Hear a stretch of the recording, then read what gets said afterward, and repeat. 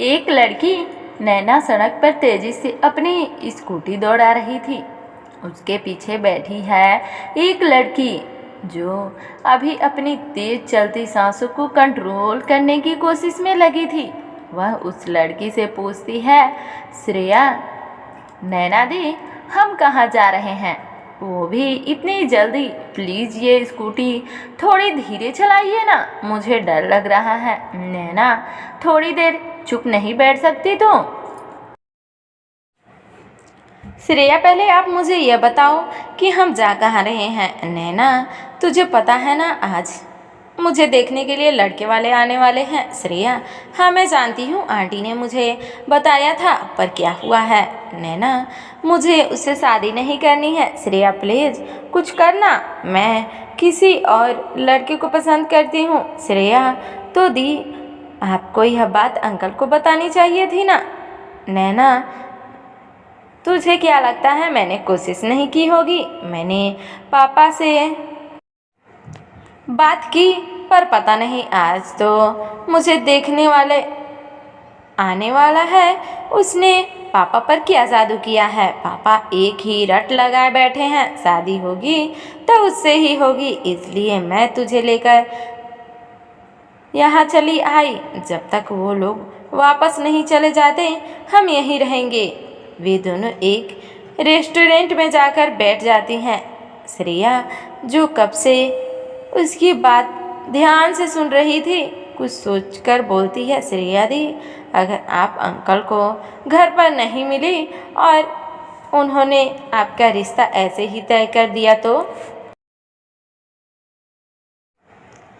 यह तो मैंने सोचा ही नहीं। श्रेया दी, हम कुछ ऐसा नहीं कर सकते हैं कि उस लड़के को ही घर जाने से रोक सके। नैना, पर वो हमारे कहने से रुकेगा थोड़ी ना। श्रेया, हाँ, पर अगर कुछ ऐसा करें कि वह घर तक ना पहुंच सके तो?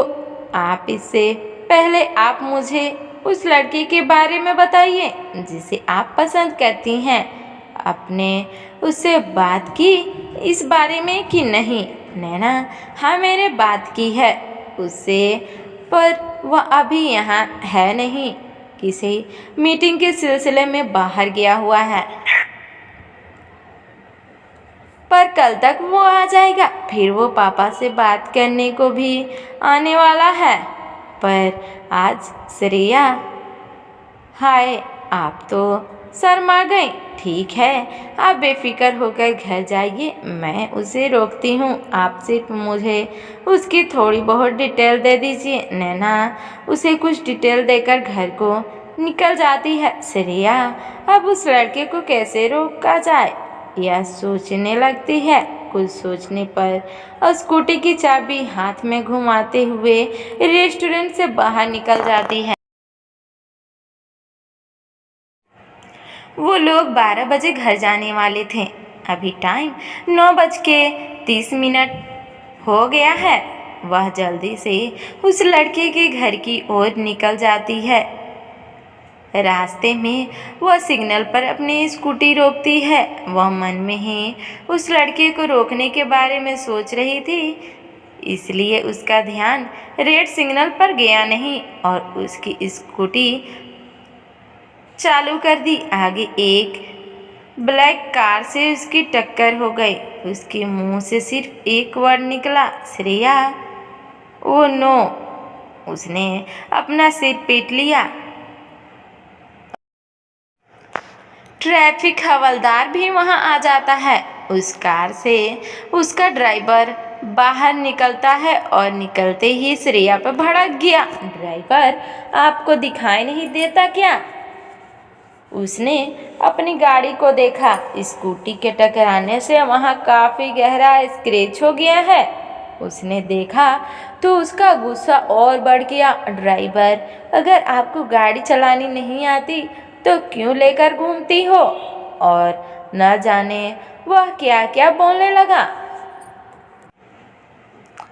श्रेया, देखिए, मैं मानती हूँ मुझसे गलती हुई, पर मैं आपसे माफ़ी मांगती हूँ। प्लीज़ मुझे माफ़ कर दीजिए।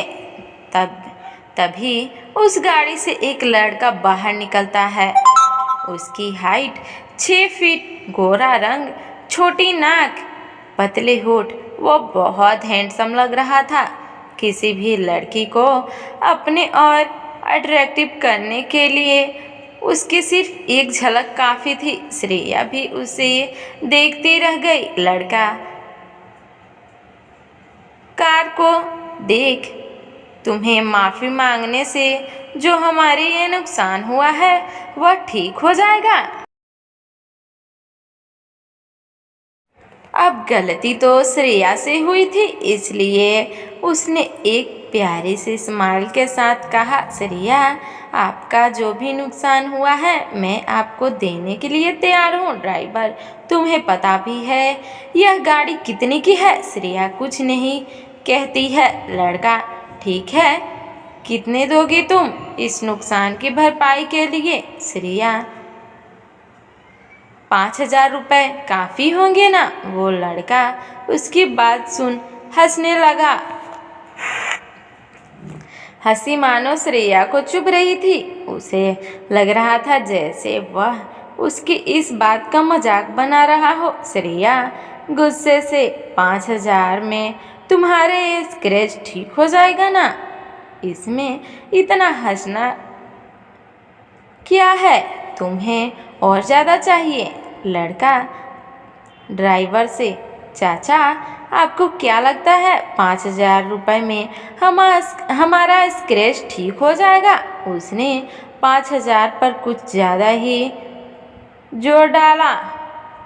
ड्राइवर, तुम्हें पता भी है यह गाड़ी कितनी महंगी है?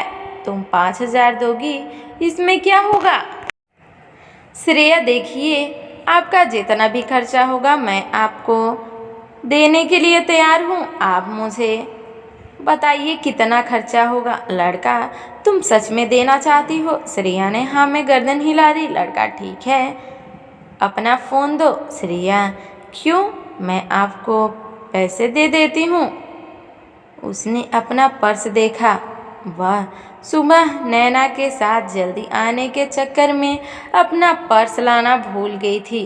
अब उसने अपना सर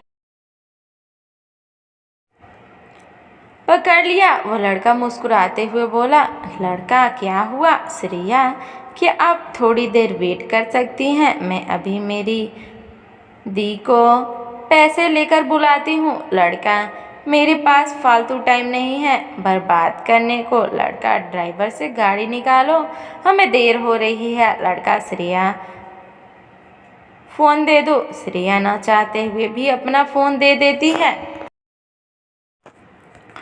वह लड़का उसके फ़ोन में अपना नंबर डायल करता है और लड़का, यह नंबर मेरा है, अपना प्रॉमिस भूलना मत, बिल भेज दूंगा। और अपनी गाड़ी में बैठकर रवाना हो जाता है। श्रेया तो बस